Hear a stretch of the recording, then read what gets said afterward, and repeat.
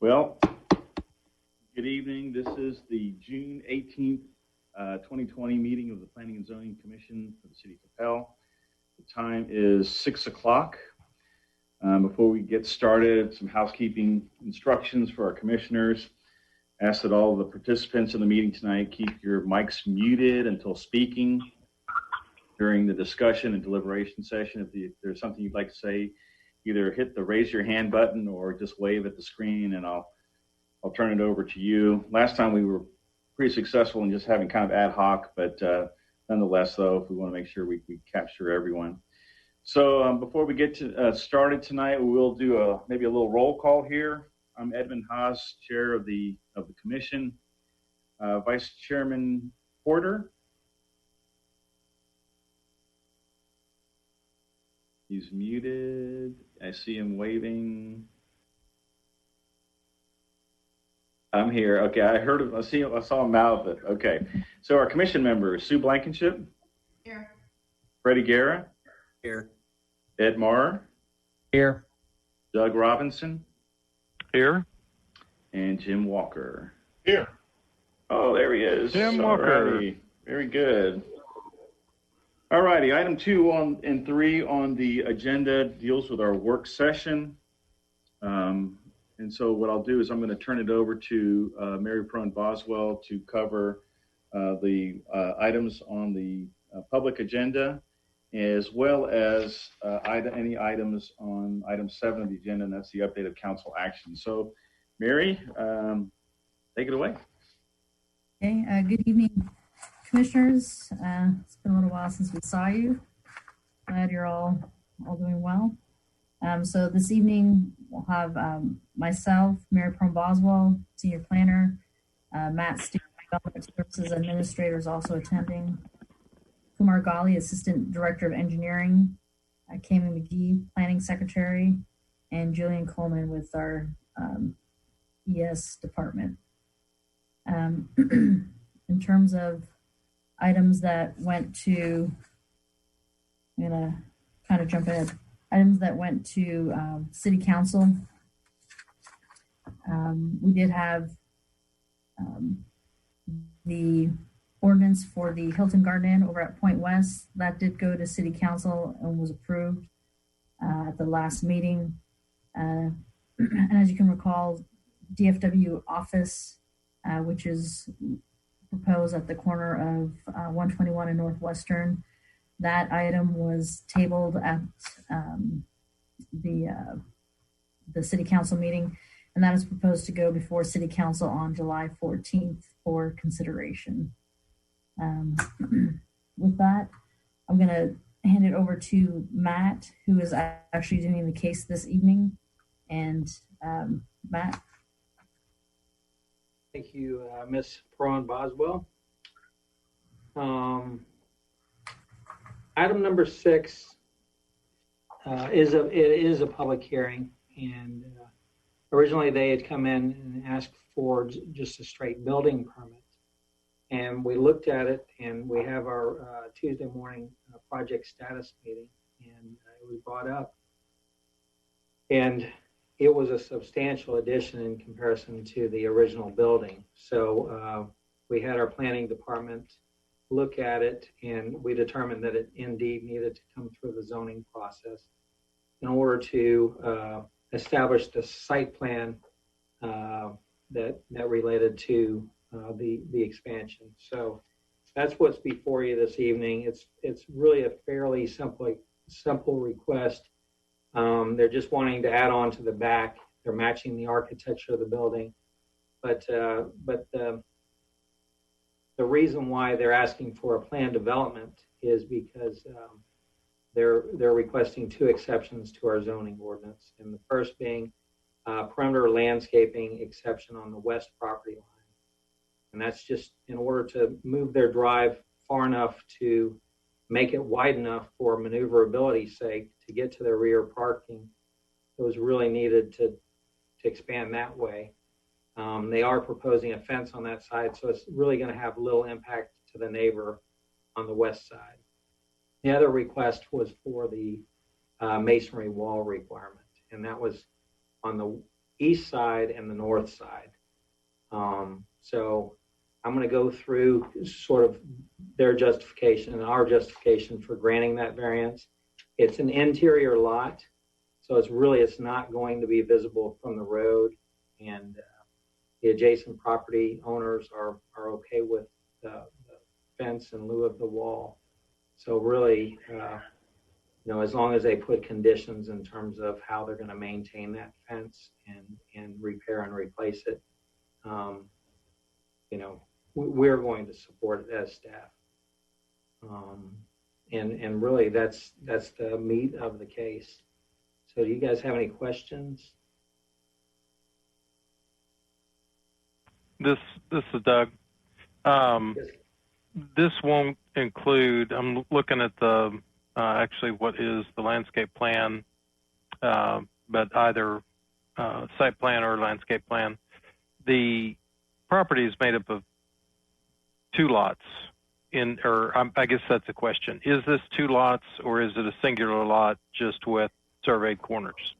It's one lot that's been expanded over the years, and I'll go through the history with you and just walk you through how it's shrunk and then grew again over the years and what's transpired on the adjacent properties. Okay. What's the height of the existing fence? It's 8 foot. It's 8 foot. Okay. Mm-hmm.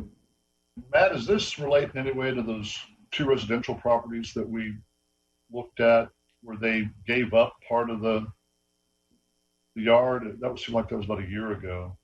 I may not even be accurately describing what happened.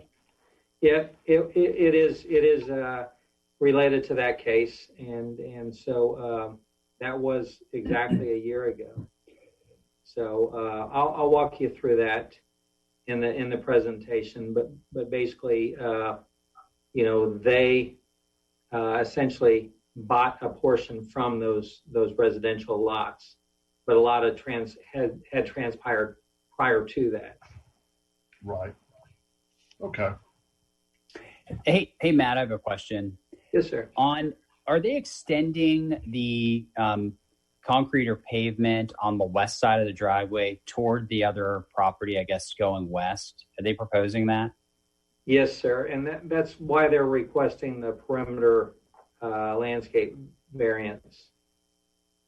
So how far or how much are they going to add on that west side? Or how much are they proposing to add? Do you know how many? I believe it was 63 linear feet, and so it would go up to the property line, or pretty close there. Do you know how far they would go west? So how pretty far close the driveway? to the property line, about so there would be maybe a foot between them and the property line. Okay. But they were proposing a fence on that west property line as well. Okay. Yeah, it was interesting when I went by the site, and the parks that are listed as 8 and 9 on the site plan are depending on depending on what the radius is at that point with the the extension. They may be tough to get in and out of. I know you're looking for they need to add some additional parks based on code, and so those look like they're a bit tricky from a usability standpoint. But yeah. it may be okay from if you're pulling into it, from the front, and then if you're backing out, do you have to make a 40 point turn, or can you actually get in and out of those? Right, and that's why it was actually staff's suggestion to widen that drive rather than leave it at the really narrow 12-foot drive, to actually widen it out. I think. Yeah. Yeah. Do you feel comfortable that those are ultimately usable? I do. They're usable, and they're really making the most efficient use of that area. Yeah, I mean, it's not going to be really easy, but I don't see any other way. Right. And they're keeping I can't remember what's in there. Was that a shed or a garage That's Yes, right behind it that was a the large shed tree. used for storage. Used Yeah, for- and it was an accessory building that was designed to look like the main structure with the gable roof, right. but it was for storage. Okay, So they are keeping it. Yes. sounds Yeah, good. Matt. Thank you. Yes, sir. This is Doug Robinson. This will have to go for permitting, correct? So everything will be Yes. checked out.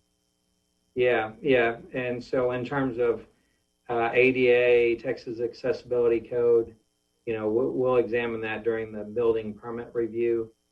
I know you had some concern just looking at it briefly, but really we'll go into the nuts and bolts of it at that time. At the time of permit. Yes, sir. Very good. Okay. Any other questions of staff? Oh, hey, Matt, one more question. In Yes, terms of the transition from concrete to asphalt, where are they planning on? It sounds like the back parking lot's all asphalt. Is the addition to the driveway, I assume, going to be concrete? What they were proposing was asphalt, actually. On the addition? So yeah, the addition, anything that's additional would be asphalt. And that is permitted for within our historic district. Nowhere else in town can you use asphalt but the historic district. When we had originally zoned that in 2005, we put a provision that the historic district would allow for wood siding and for asphalt. And that was to promote the conversion of the residential units to office space. And so that's what it indeed happened with this particular property. So from an aesthetic standpoint, would we prefer that they overlay the entire drive versus just adding on being asphalt? What's your perspective on that? Well, from the public right of way, it's really not going to be that noticeable. When you're on the site, and actually on it, it is going to look like it was an add-on. So right. it will look like you will see it. But on their site plan, I believe they were showing a distinct line. It wasn't just like one portion. I'll show it on a slide where they've got a distinct line that runs what is it, east and west. Okay, sounds great.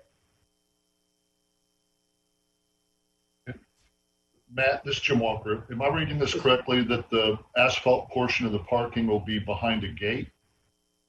Yes. So what they're doing is they have a fence that runs east and west, north of their building, and so it will be gated in the back, and therefore it will exempt them from our parking lot landscaping requirements. That's really ideal in the historic district. You want to push all parking to the back as much as you can. So Yeah. they are pouring an additional area for their RV storage. They have an RV back there right now that's not on an improved surface, and so this will bring them up to code in terms of RVs are required to be on an improved surface. So it'll actually help the situation. Okay. Thank you. My pleasure. Any other questions of staff? Okay.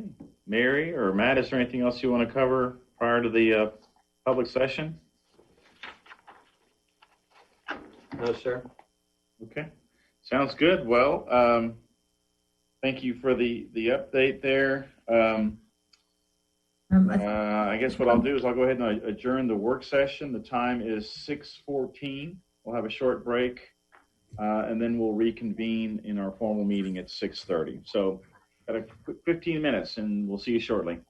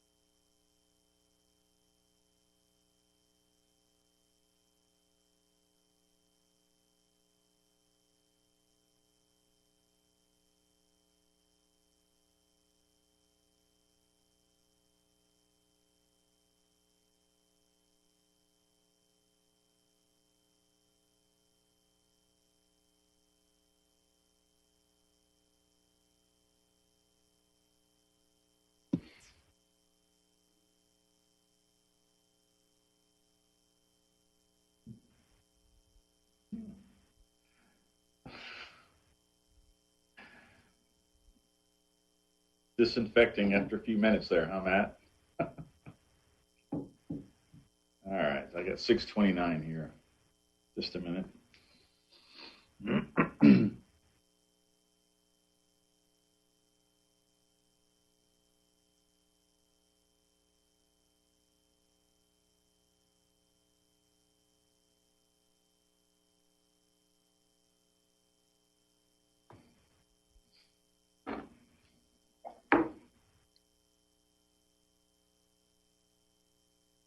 All right, guys, ready to go?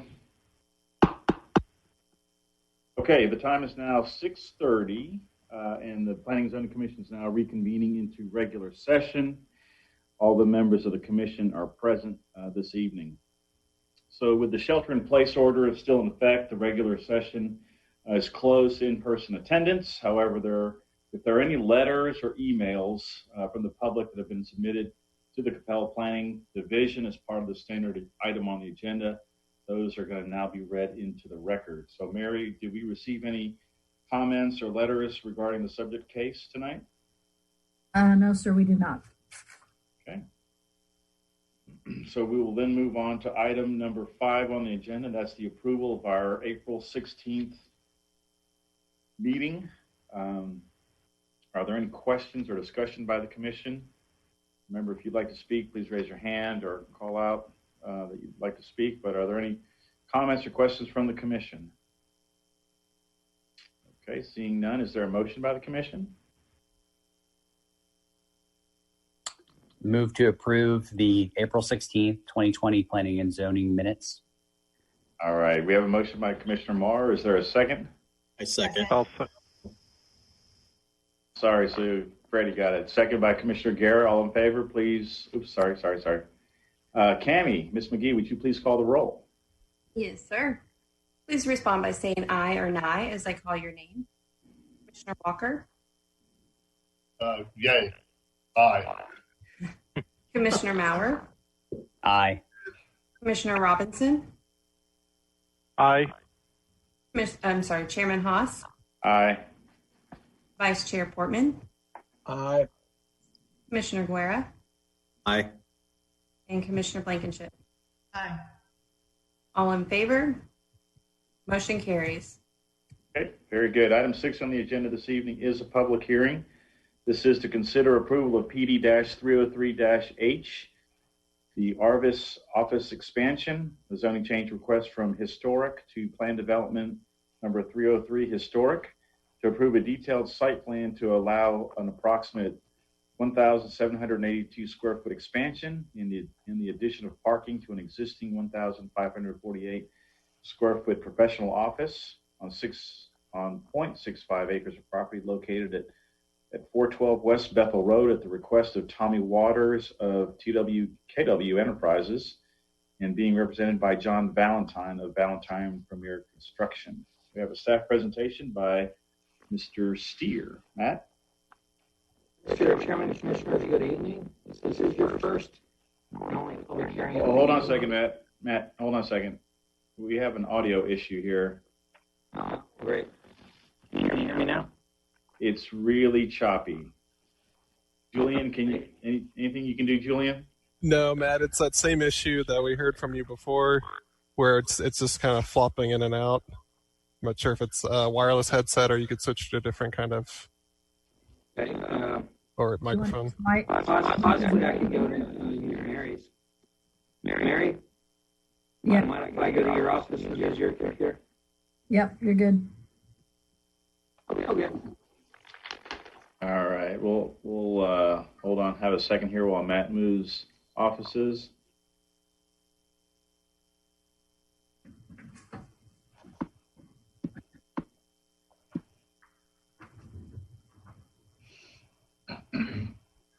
Are you muted?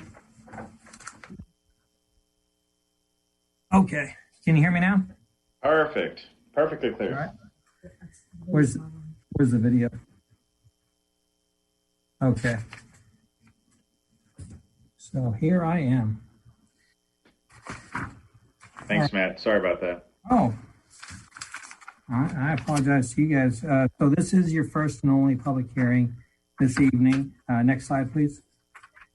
It's located at 412 West Bethel Road, and this property has a long history. It's included in the Historic Resource Survey provided by the Historic Society. It was built in 1940 as a residence, and it was converted to a general contractor's construction office in 2005. The Historical Society has been notified, and they stated that they are fine with the request just because the proposed renovations are mainly to the rear and don't affect the architectural or the views of the architecture of the building. Next slide, please. In 2011, this property was 1.2 acres in size. Next slide. A replat was approved, divided off 0.9 acres from the northern portion of the subject property into the rear portion of, next slide, lots 4 and 5, Block 1, Old Coppell Estates. Next slide. In 2012, the adjacent commercial property on Bethel Road, shown in purple, by Paragon Cable, and a fiber optic substation was located there. This was sold to the adjacent residential properties to the east. Next slide. And incorporated into their lots. Next slide. The property was yet again replatted in March 2019. Next slide. To increase the size of the property to 0.6 acres by reincorporating the 0.3 acres from Old Coppell Estates, Lot 4R2. Concurrent with the platting, the property was rezoned, or the rezoning took place along the eastern property line, establishing the historic district to the west of the eastern property line and residential of the east property line. Next slide. So that brings us to today. The proposal shown here is with north to the right. This is to add 1,780 square feet to the rear of the structure and extend the drive and add 5 parking spaces. Next slide. Currently on the east and northern property lines, there's an existing 8-foot board-on-board fence shown in blue. To add a fence on the western property line and north of the building that runs east and west. This one in red. A gate is proposed to enclose the back area. This will exempt it from landscaping or from parking lot landscaping requirements, where it would typically require a tree at the end of each parking row. They're meeting the overall landscape requirements by exceeding the 30% area. However, they are requesting a variance to the 10-foot perimeter on the western property line to widen the drive for better maneuverability. We are supportive of that request. There are 9 red oaks with 14 crepe myrtles to the perimeter, and that satisfies the perimeter landscaping requirement. Now back to the blue fence on the eastern and northern property lines. Have adjacency to a residential use, a masonry wall is typically required, and we're recommending that an exception be made to the requirements for several reasons. Back a slide, please. The majority of the wall would not be readily visible from Bethel Road. The adjacent property to the east changed from commercial to residential after this office was already in operation. This was out of control of the current property owner. This will help us retain a longtime business that has a need to expand and is good for Old Town. And lastly, the property owner has contacted and explained the proposal to the adjacent property owners to the east, and they're satisfied with the fence, provided that it be maintained and repaired and replaced as needed. I've spoken with our city attorney, and we can provide verbiage in the ordinance that relates to this. I've also included that as a condition of approval. Next slide, please. As mentioned, the existing building is 1,550 square feet. The proposal is 1,780 square feet. The expansions shown boxed in red. They're not proposing to change anything on the existing elevations and will match the horizontal siding and the paint color with the proposed addition. A handicap ramp is proposed on the west elevation and will ensure that it complies with the ADA and Texas accessibility standards upon building permit review. Next slide, please. We sent out 16 notices within 200 feet. We received 5 letters from the adjacent property owners stating that they were in favor of the proposal. We also sent out 198 courtesy notices within 800 feet. We have not received any correspondence stating anyone wished to speak or read anything into the record. Next slide, please. So we are recommending approval subject to the following conditions. They're kind of lengthy, so please bear with me. 1, building plans are not fully reviewed at this time. Comprehensive building plan review will take place with the building permit submittal. 2, on the drainage plan, show tie-in to the city system. Detailed engineering review will be performed during engineering permit process. Plans will need to show sizes and slopes of proposed storm drains. 3, 63 linear foot encroachment into the 10-foot landscape perimeter area on the western property line. 4, allowing for the 8-foot fence in lieu of a brick wall screening requirement on the eastern and northern property lines. 5, note, this is the one where we got some help with the city attorney. Note the maintenance and replacement responsibility of the fence, including but not limited to the integrity of the building elements or materials, shall be the sole responsibility of the property owner. Such maintenance and or repair shall be performed annually or as needed. 6, include a plant list outlining the quantity, size, and species of all proposed land. And 7, the landscape and irrigation plan shall be signed and sealed by a landscape architect. With my presentation, I'll be happy to answer any questions. Very good. Thank you, Matt. Any questions of staff by the commission? Yeah, hey, Matt, this is Ed. So 2 questions for you. As it relates to Historical Society, I think there's a reference to that they will need to review. What are they generally looking for as it relates to what their review would be? And then the second question, and maybe if you can go back to the overall site plan that you showed. I just want to confirm where the asphalt will start in terms of how far back on the actual property.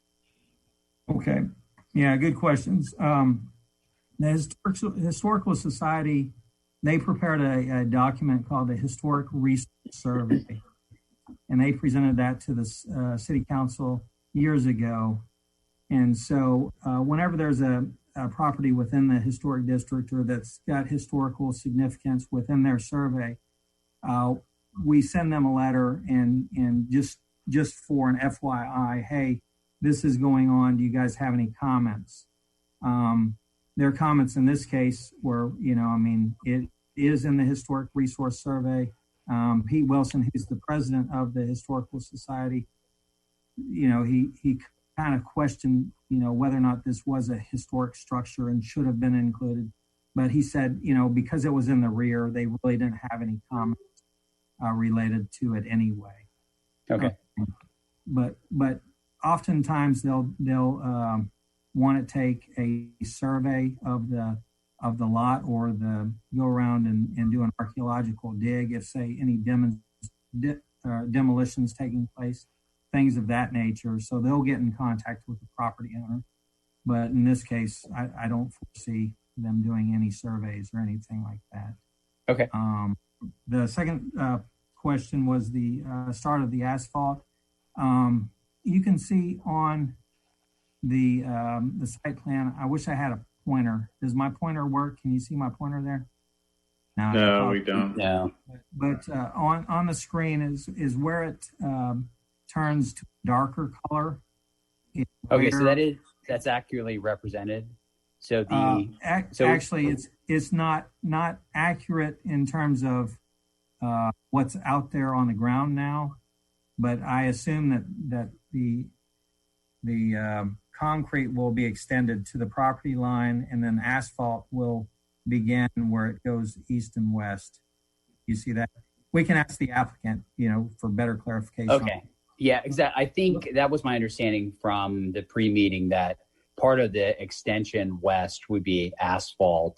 And on here, what you're showing is that essentially there's, existing concrete. Right. Yeah. And I don't think that that's accurately represented on this plan, but we'll confer with the applicant and just make sure that that's the case, because this would be a lot cleaner of a look if, say, they just extended the concrete to the property line and then the asphalt was, a straight in the back line. Yeah. No, I see that, but it does look like that at sort of maximum, it's going to start further back in the site, not at the, not at, not at right at the road, essentially. So. Right. Mm-hmm. Okay, great. Thanks. Thank you. Any other questions of staff by the commission? Okay, is the applicant here to present the case? Mr. Valentine? Now, what I had told him was, typically we'll give our presentations, then they're available for questions. But so I don't know that he has a presentation prepared. But okay. Yeah, that's right. Mr. Valentine, are you in agreement with the conditions as presented by staff in the staff report? I am, and all the items that Matt listed, we discussed, and the owner, Tommy Waters, and myself were in total agreement. Okay. Item 5 on the conditions, or maybe it changed, but as it related to staining and maintenance, it's the responsibility of the property owner, and we perform annually and as needed. I noticed it in one of the letters from the neighbor, Ms. Curtis, I believe it was. She had some handwritten conditions, basically talking about ensuring that the landscaping is positioned for minimal visibility impact on property, et cetera. What happens if the landscaping is not growing and there's an issue and she has a concern? If she comes to you and expresses concern, will you go out there and address that immediately, or what would be the protocols there for that? Yeah, that would be exactly right. If you contact Tommy Waters, the owner, or myself. When we started that landscape plan, the direction from Matt was we need to have an acceptable tree every 40 feet. After we talked about that, I went to each of the 5 bordering residences, and that's when they were free to make notes. So as a result of that specific conversation, we added two crepe myrtles on either side of every tree. Specifically for that. Okay. So. Very good. Any questions by the commission of the applicant? Wow. Okay. I have one question. Go ahead, Ed. So as it relates to I'm not sure if you're looking at the site plan or not, but parks 8 and 9, in terms of with the widening of the driveway, do you feel pretty comfortable that those are going to be fairly usable to pull in and out of without having to do a large point turn? A 9-point turn? Yeah. Sure. It's a small space, but specific to a comment that was made earlier, we are going to expand that to make it concrete to match the current concrete on the south side of the fence, and we will go as far as we can go to the property line. It's not going to be, I've got a F-150, and it'd probably take me a few turns. Realistically, the employees and the owner there have regular sedan type vehicles, so it's tight. There's no question. Sure. Okay. I think it's certainly usable. And then it's from the height of the RV. When I went by there recently, you can see the RV from close to the street. How tall is what's the height of the RV? And then specific to the comment to one of the neighbors, will the fence and obviously the landscaping, will it take time before it's actually shielded, or will it be fairly well shielded initially? Right. So the first question related to the RV and seeing it from the street, that fence that is there now that goes from east to west, that we're going to put that gate in that separates the two sides of the property. That fence is currently 8 foot. That fence will be changed to a 10 foot. So that's going to help. As far as the height of the RV in the back, I think it's 16 feet. But to that point, the neighbors, when they expressed their concerns about seeing the RV, that was more of a concern than anything, which we appreciated. We decided to go with the red oak because they grow faster and they're beautiful.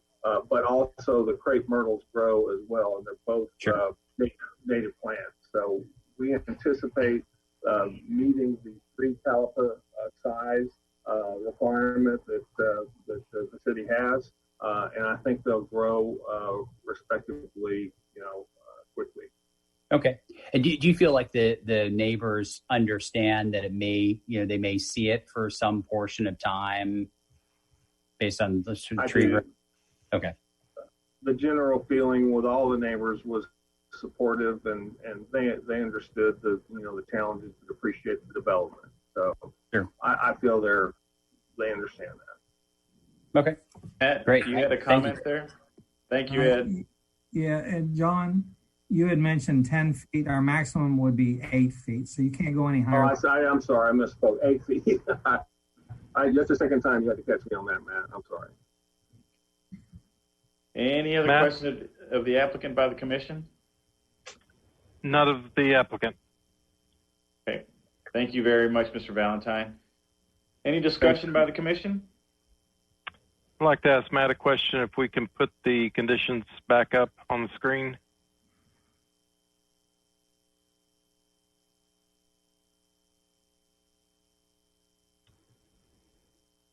And it has to do with the wording of the condition of the fence.